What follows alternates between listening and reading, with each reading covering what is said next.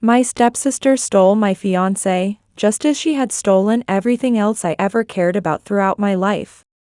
But now, her dangerous games have finally cost her the beauty she wielded like a weapon. When Austin, at 27, proposed to me at 25, I thought I'd finally found peace after years of troubled relationships with men who only knew how to take without giving anything in return. I met this seemingly perfect man who appeared to be everything I'd ever dreamed of. Austin was the complete opposite of the chaos I grew up in, stable, trustworthy, and he made me feel safe. Looking back, that was probably my first mistake, believing that sense of security would last. Austin wasn't just a partner, he was the only person who truly seemed to understand me. He knew about my stepsister Sophia, born from my father's affair, and understood all the complexities of my fractured family. My mother, seeing no other choice, took half of everything in the divorce and moved to another state. I could have gone with her, but I couldn't bear to leave my school and friends behind, a decision that would shape my entire future. I realize, now that I saw in Austin what I'd always yearned for, a chance to build a family without cracks in its foundation. Once we got engaged, Austin became even more invested in our relationship. He would surprise me with little gifts, plan our weekends together, and wanted to be involved in every tiny detail of our wedding plans. Both sets of parents thought he was perfect for me. But Sophia, my father's perfect little princess whom I had to endure after the divorce, was my life's constant nightmare. I was 9 when I first met her, and from that moment on, I felt her shadow creeping into every corner of my existence. To this day, I still don't understand why she saw me as her rival or why she harbored such hatred toward me. Sophia, the golden child born from my father's romance, seemed to live solely to take what belonged to others. She never stopped, my boyfriends, my friends, my possessions, and even the small scraps of family attention I managed to get. This wasn't just her pattern with me, she did the same thing with her friends. She was consumed by jealousy and couldn't help but take whatever she envied. You see, this wasn't just childish rivalry, it went far deeper than that.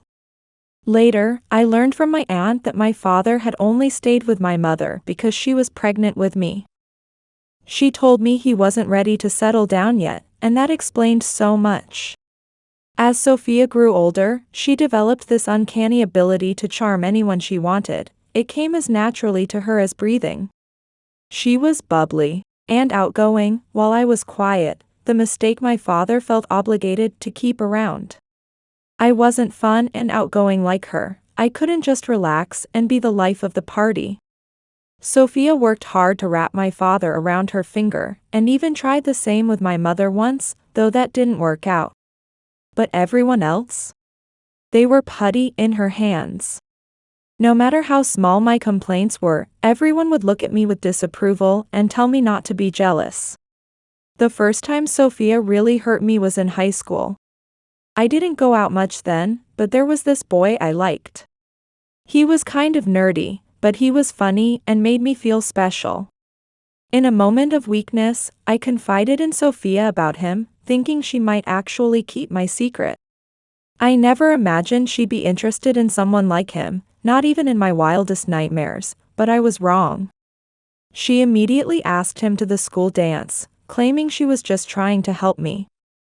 She promised to talk me up to him, and I was naive enough to believe her.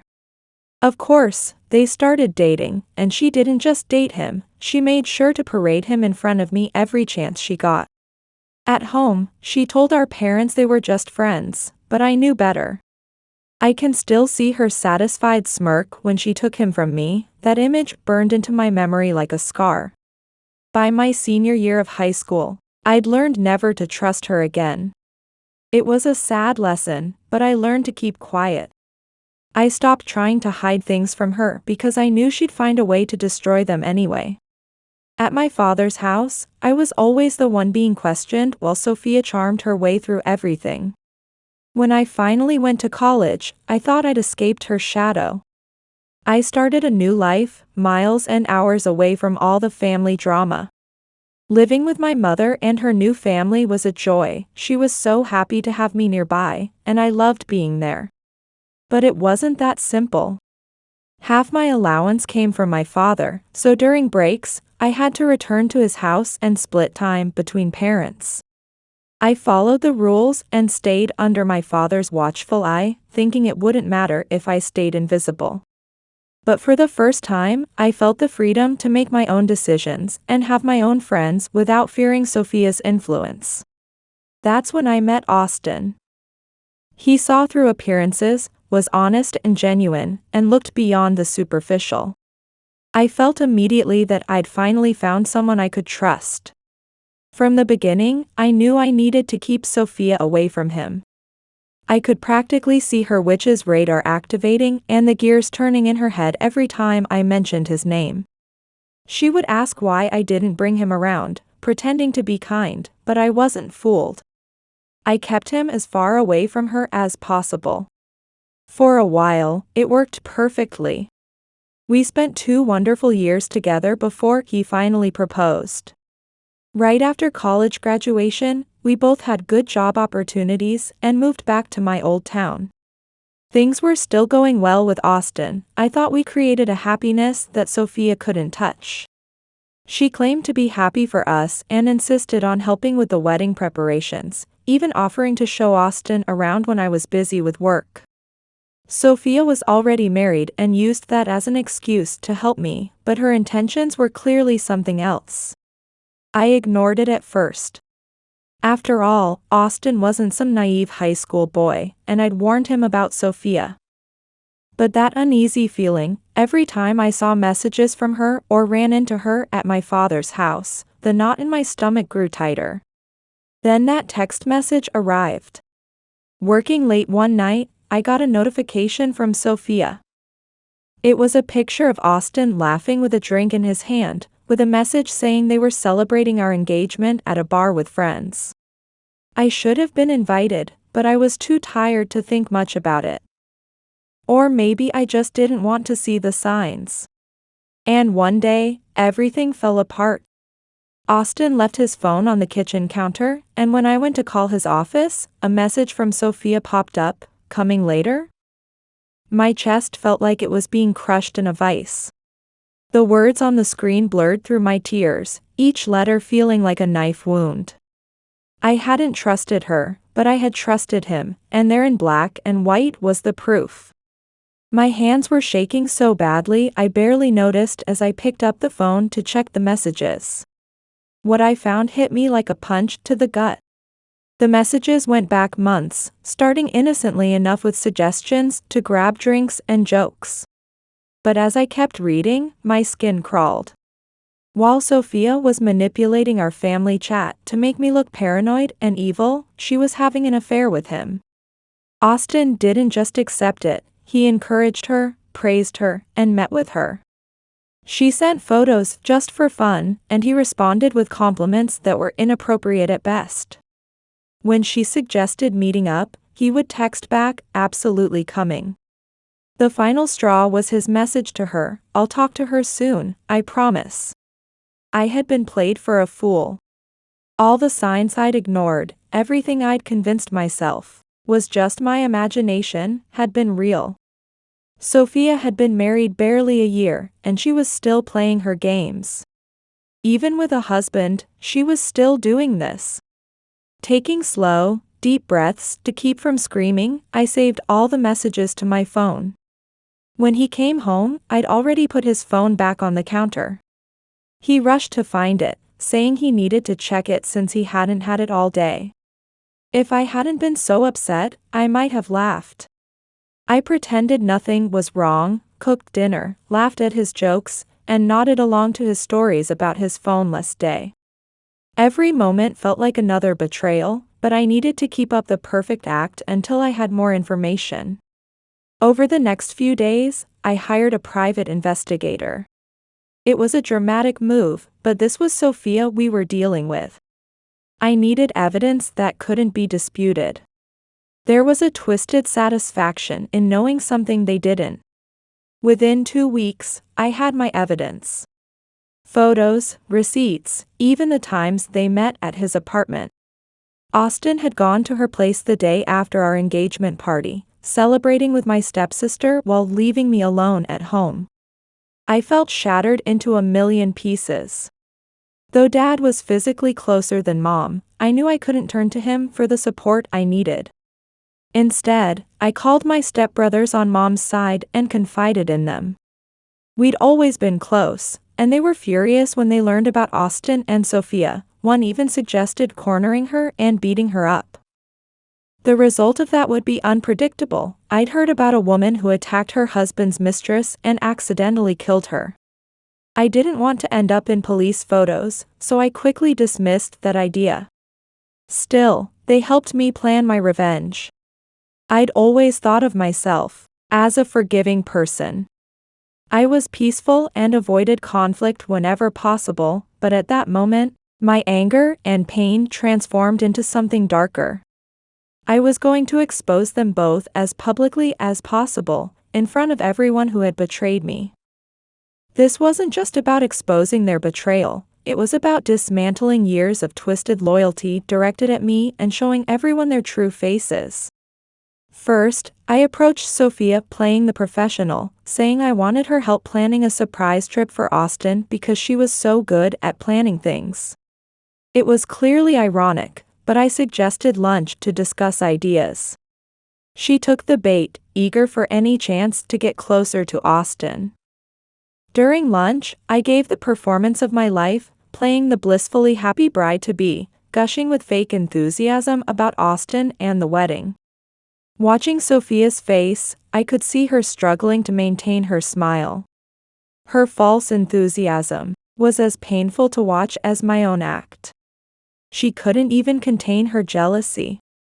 Truly, this woman was evil. Next, I set my trap.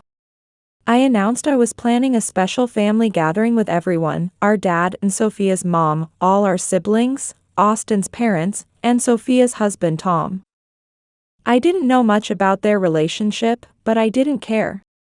Sophia's face lit up at the scale of the event, not knowing she was walking into the eye of the storm. Meanwhile, I prepared my trump card. I loaded a USB drive with a presentation containing everything: detective photos, screenshots, receipts, everything needed to completely destroy Sophia's good girl image. The plan was simple: expose them both in front of everyone. On the big screen meant for showing Austin's and my photos, I would air all their dirty laundry right in front of Sophia and her husband. On the day of the family gathering, I dressed perfectly for the occasion. I received many compliments and realized, sometimes it pays to stand out. Austin played the perfect fiancé while Sophia walked around with her fake stepsister smile. When everyone was gathered, I quietly slipped out and handed the USB drive to my stepbrother handling the audiovisual equipment.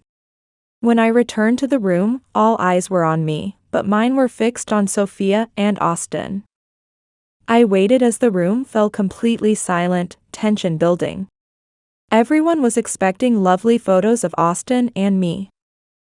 I have something important to share with everyone, I began, and started the video. As the screen lit up, Sophia's face went white, and Austin's smile disappeared. In a calm, controlled voice, I turned to Austin and Sophia and said, "I've known about your secret meetings behind my back for quite some time."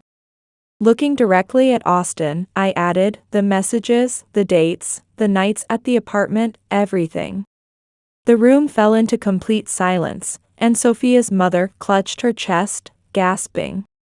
My father's face turned a shade of red I'd never seen before, though I couldn't tell if it was directed at them or me. Austin tried to speak, but one look from me silenced him. I showed the slides one by one, their inappropriate message exchanges, photos of them together, receipts from all their secret meetings. They thought they'd been so clever, but they were like people handing out presents at their own funeral. The room erupted in chaos, with Sophia's mother looking like she might faint or have a seizure. Austin's parents, who had treated me like family, looked devastated. My father tried to calm everyone down, but I wasn't finished. In an icy voice, I turned to my father and said, "This is what happens when you let Sophia do whatever she wants." To his wife, I said, "You've spoiled Sophia for years and dismissed my complaints as jealousy." Austin started muttering apologies that no one was listening to, then began cursing at me. His parents looked at their son with complete contempt. Sophia sat pale-faced, wide-eyed, and tearful. Her attempts at explanation were ignored as she broke down crying, realizing not the gravity of her actions, but that she'd lost everyone's trust. I looked at Austin one last time, and said, "I loved you. I thought you were my destiny. But you ruined everything for someone who only wants what belongs to others." Then to Sophia, "Was it worth it? Now everyone, especially your husband, sees who you really are." In the chaos, I gathered my things to leave. Austin tried to follow me, but was stopped by his furious parents. Sophia came at me looking for a fight, but her husband restrained her before she could reach me. I was able to make a quiet exit. I could hear her husband demanding explanations as I left. In all the mayhem, I walked out with my dignity intact, knowing I'd shattered their lives. The aftermath was satisfying. Austin's family was so angry at his betrayal of both them and me that they essentially disowned him. His mother called me later, begging me to reconsider for her now homeless son and explaining family issues, but I ignored her. Sophia's life became a well-deserved disaster. Her husband filed for divorce, and while her mother supported her, she no longer tried to justify her actions. Friends who once thought she was cool learned the truth and turned their backs on her. For the first time in her life, she faced true loneliness. My mother and family didn't let my father off the hook either. After seeing the photos in the family chat, they condemned him for enabling Sophia's worst behavior. His picture-perfect family crumbled, replaced by anger and lost loyalty. Ironically, my father tried to apologize by offering me a new car. It was an upgrade from the one he'd given Sophia, but I refused. Though it was to be in my name, I'm letting him stew in his regret. I don't even think about his wife anymore. They all got what they deserved. But you might wonder why I'm here. While my story ends there, I'm here because a friend who reads this subreddit suggested I post to ask if my revenge was justified. Was I wrong to take revenge on my fiancé and stepsister for their betrayal? Update 1. I'm surprised by how positively this story has been received. I was amazed that so many people didn't see me as the villain but rather enjoyed my revenge plot. Since there were many questions about Austin, let me clarify. He knew everything about my relationship with Sophia. He knew how my father and stepmother enabled her behavior, her manipulative nature, and even her reputation for being easy. That's why his betrayal with Sophia, my lifelong enemy, hurt so much more than if it had been any other woman. I can't understand how he could claim to love me while knowing how hard I'd struggled to escape Sophia's influence. The revenge helped me cope with this situation. While it wasn't magical healing, it was cheaper and more effective than years of therapy would have been. I don't know how much progress I would have made in therapy, but hiring the detective and exposing their lies helped me move on faster. People often ask about Sophia and Austin, but they're no longer together now. After their reputations were destroyed, Austin seemed to truly fall for Sophia and wanted to continue their relationship, but she lost interest once she'd achieved her goal of destroying my life and relationship. It was the same pattern as in high school, when she stole the boy I liked and dropped him as soon as I stopped caring. Later, Austin came to where I lived, begging for another chance, but I refused. My stepbrothers, without my knowledge, used my phone to lure him out, slapped him around a bit, and threatened him never to contact me again. It was almost funny, but I scolded them because they could have gotten into trouble. Still, I couldn't help but love them for caring about me so much. My relationship with my father is essentially over. While he didn't directly defend Sophia, he pretended to be neutral but always ended up siding with his wife and Sophia. I don't expect him to ever be the father I needed in this situation. Meanwhile, my mother and stepbrothers have always been on my side, and their support was crucial in helping me move forward. Sophia now lives with her father and mother. Her carefully constructed good girl image has completely crumbled, and she's learned that lies don't last forever. She sends me threats and insults from unknown numbers, but it's just a pathetic attempt to regain control of a life she destroyed herself. She knows she has no power over me anymore. Update 2. While I didn't cause this, let me tell you what happened to Sophia. She never had many friends because she was possessive and jealous, often having affairs with her friends' boyfriends. Sophia ended up having an affair with the husband of one of her few remaining friends, possibly her only close friend. But unlike me, this friend didn't stay quiet. She tracked Sophia down, beat her until her face turned purple, broke her jaw, and pulled out chunks of her hair while screaming, "Now you won't be able to seduce anyone." Hearing this, I felt I'd made the right choice in not choosing violence, as this friend ended up serving a year in prison for assault. Still, I understand her rage at being betrayed by someone close. Though I'm not proud of it, I sent small gifts to this friend in prison. While there were limitations on what prisoners could receive, and I didn't smuggle anything in, I felt it was unfair that she was in prison instead of Sophia, who caused all this. Violence isn't the answer, but if you keep playing with people, you'll eventually awaken their dark side. In a way, she made her point. My stepsister isn't as beautiful as she used to be. Update 3. A year has passed, and my life has changed dramatically.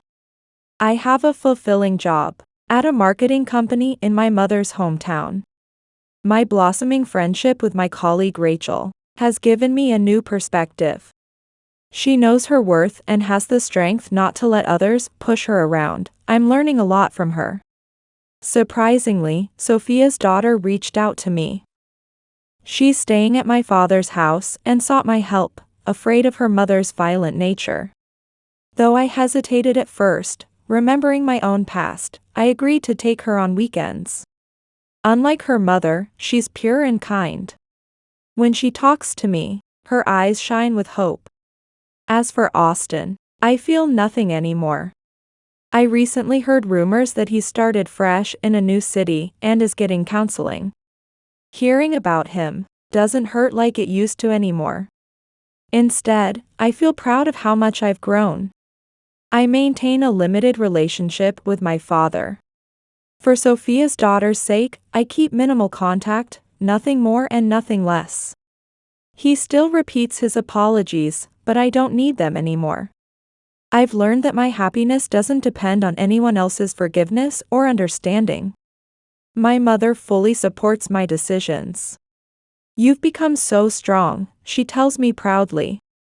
She's right, I've realized I no longer need to live my life according to others' expectations. Recently, I started dating someone I met through work. He knows about my past, accepts it, and respects my feelings. We're taking things slowly, nurturing our relationship without rushing. The old me might have closed off my heart after this experience. But now, it's different. The pain from my past has made me stronger and helped me find my true self. Sometimes, our most painful experiences turn out to be our greatest gifts. My anger towards Sophia is gradually fading. While I'll never forgive her actions, she no longer has any power over my life. Through her daughter, I feel like I've helped break the cycle of hatred. To everyone reading this, your worth isn't determined by others' actions or judgments. Like me, you might take some detours, but you'll eventually find your own path to live authentically. The journey might not be pleasant, but the freedom waiting at the end is worth all the struggles. That day of revenge was certainly my choice. I don't regret it. But now I know that choosing my own happiness is far more valuable than any revenge. This is the true ending to my story. Or rather, it's not an ending at all, it's the beginning of a new chapter.